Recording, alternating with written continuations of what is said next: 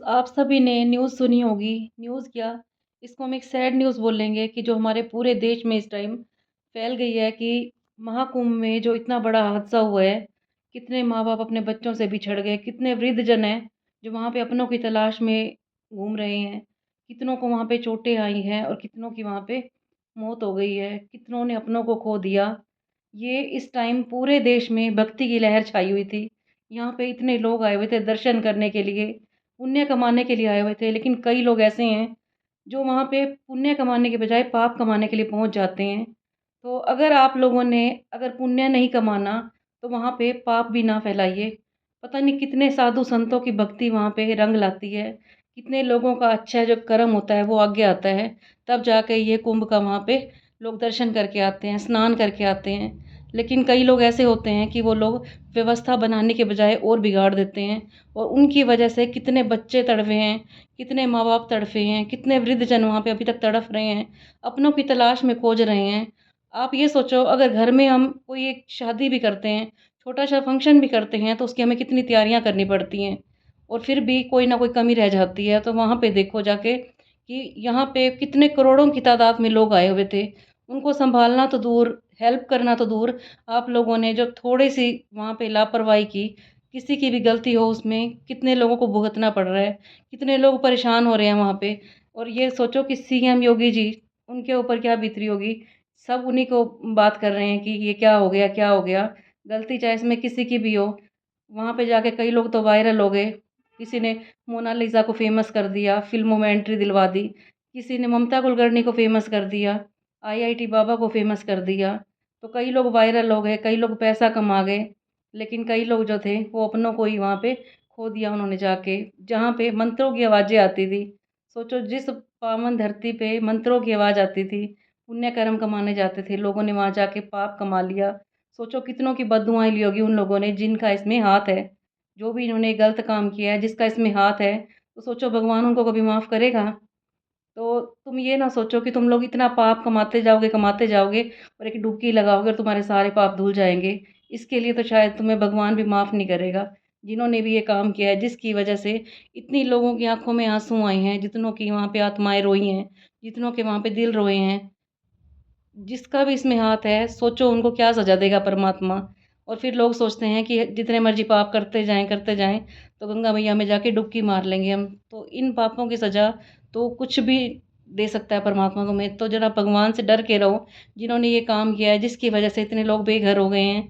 वो लोग क्या सोच के गए थे तीर्थ स्थान पे कि हम परमात्मा के दर्शन करने जाएँगे, साधु संतों के दर्शन करने जाएँगे और वहाँ पे जाके क्या किया तुम लोगों ने? तो जब तुम तीर्थ स्थल पे जाते हो, अगर तुम वहाँ पे जाके कुछ अच्छा नहीं कर सकते तो इतना बुरा भी ना करो जिसका असर इतने लोगों को पे पड़े कि लोगों ने अपनों को ही खो दिया। गोरखपुर में आपने देखा होगा वहाँ पे कितने लोगों की लाशें गई हैं, इतने लोग वहाँ पे अपनों को अभी तक ढूँढ रहे हैं। जो हमारे पूरे देश में भक्ति की लहर छाई हुई थी। पूरे देश इस टाइम जो यही कह रहा था कि हमने साधु संतों के दर्शन करने के लिए जाने हैं। थी तो वो साधु संतों की नगरी और आप लोगों ने वहाँ पे अभी तक वहाँ पे लोग अपनों को ढूँढ रहे हैं, चिल्ला रहे हैं, अपनों के रोने की आवाज़ें आ रही हैं वहाँ पे सबकी। तो क्यों किया ये सब? चाहे इसका कोई भी ज़िम्मेवार हो और जिसने भी ये सब किया है तो उसको भगवान सोचो क्या सज़ा देगा। और फिर वो लोग ये सोच रहे होंगे नहीं, गंगा मैया में डुबकी लगा के हमें माफ़ी मिल जाएगी। तो ऐसे पाप के लिए तो भगवान बिल्कुल भी माफ़ नहीं करेगा।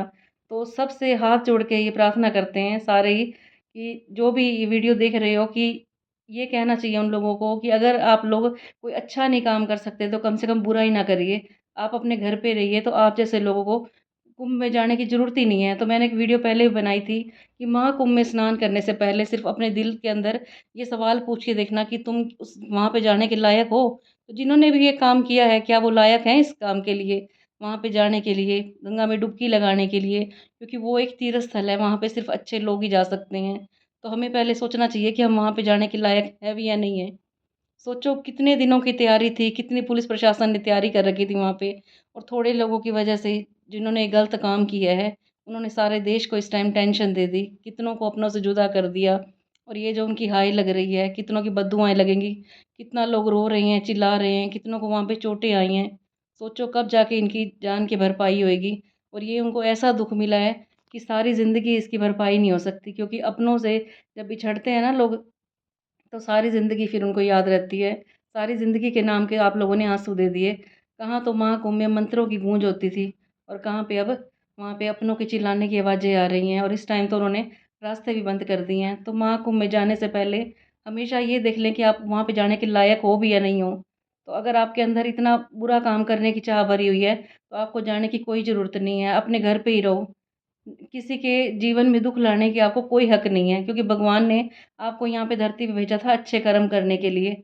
और तुम लोगों ने क्या कर दिया? सबको दुखी कर दिया। वहाँ पे जाके कितने लोग इस टाइम रो रहे हैं, बिलक रहे हैं, अपनों को ढूँढ रहे हैं और कइयों को तो पता भी नहीं है कि हमारे फैमिली वाले हैं या नहीं हैं। एक वहाँ पे कह रहे थे फैमिली वाले कि हम पूरी बस भर के आई थी और हमें पता ही नहीं है कि वो लोग हैं भी या नहीं हैं। सब अभी तक अपनों को ढूँढ रहे हैं। तो लास्ट में यही कहना चाहूँगी, जब भी तीर्थ स्थल पे जाते हैं आप, कहीं भी जाते हैं, तो सारे प्रशासन को सही रखने में आपकी भी ज़िम्मेवारी है। खाली हमारा पुलिस प्रशासन क्या कर लेगा या सरकार क्या कर लेगी जब तक आप लोग भी इसमें अपना हाथ या सहारा नहीं दोगे तो। अगर एक-एक लोग ऐसे करेंगे तो पूरा देश हिल जाता है।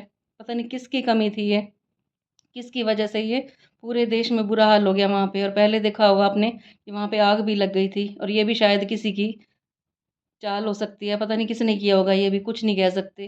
क्योंकि कई बार कहते हैं कि अपने ही इसमें गद्दार छिपे होते हैं। अब ये तो भगवान जानता है और अगर भगवान को तो सारा पता ही है और उसकी सज़ा तो परमात्मा ही जानता है वो उनको क्या सज़ा देगा। तो लास्ट में यही कहना चाहूँगी कि जब भी कहीं जाते हो, तो वहाँ की गरिमा बना के रखी करो। तीर्थ स्थल पे पता नहीं कितनी दुनिया दूर-दूर से आती है। वहाँ पे आपने देखा होगा कि जो एप्पल के फाउंडेशन की मालकिन है, वो वहाँ पे आई हुई है और यहाँ पे तीर्थ स्थान पे यहाँ के जो सारे हमारे वो हैं मंत्र वगैरह उनको फॉलो कर रही है। जो बाहर के लोग हैं वो हमारे कल्चर को फॉलो कर रहे हैं और जो यहाँ के लोग हैं, यहाँ के लोगों को बिगाड़ने में, उनको बर्बाद करने में लगे हुए हैं। सोचो कहाँ पे हमारा देश रुकेगा कि वहाँ के लोग तो यहाँ पे आके इतना अच्छा पुण्य कर रहे हैं, मंत्र जाप कर रहे हैं और जो यहाँ के लोग हैं एप्पल के फ़ोन के पीछे भाग रहे हैं और जो एप्पल फाउंडेशन की मालकिन है, वो यहाँ पे आके तपस्या कर रही है। तो जो बाहर के लोग हैं वो तो यहाँ के हमारे कल्चर को फ़ॉलो कर रहे हैं और हमारे जो है लोग यहाँ पे अपने इंडिया वाले हैं वो किस तरफ जा रहे हैं, अपने ही देश की प्रशासन को हिला देने का काम कर दिया उन्होंने। तो यही कहना चाहूँगी मैं आपको कि कभी भी कोई ऐसा काम ना करें। सोचो जो यहाँ पे इटली की लेडीज़ आई हुई हैं तो उन्होंने इतने मंत्र जाप किए हैं, वो इटली में जाके क्या कहेंगे कि इंडिया के लोग ऐसे हैं। इतना अच्छा प्रोग्राम बना बनाया उन्होंने सारा ही ख़राब कर दिया, सबको कैसे तहस नहस कर दिया पूरे प्रोग्राम को।